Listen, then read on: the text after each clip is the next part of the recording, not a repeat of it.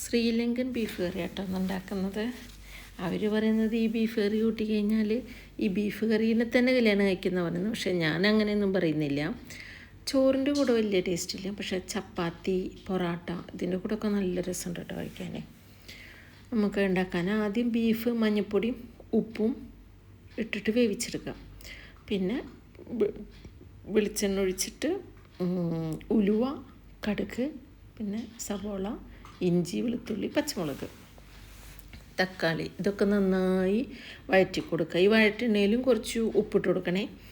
പിന്നെ അതിലേക്ക് ഒരു മസാല ഉണ്ടാക്കാൻ തേങ്ങ, ജീരകം, കുരുമുളക്, പിന്നെ 2 ഉണക്കമുളക്, മുളകും പൊടി, ഗരം മസാല, കുരുമുളക് പൊടി ഇതൊക്കെ കൂടിയിട്ട് നന്നായി അരച്ചെടുക്കുക. അരച്ചെടുത്തതിന് ശേഷം അത് ഈ വഴറ്റിയിലിട്ട് ഒഴിച്ചു കൊടുത്തിട്ട് ഈ വേവിച്ച് വെച്ച ബീഫ് ഉണ്ടല്ലോ അത് ഇട്ട് കൊടുക്കുക. എന്നിട്ട് നന്നായി കുറുക്കി, ചാറ് വേണവർക്ക് ചാറും, പക്ഷേ നന്നായി കുറുക്കിയെടുത്താൽ നല്ല ടേസ്റ്റ്.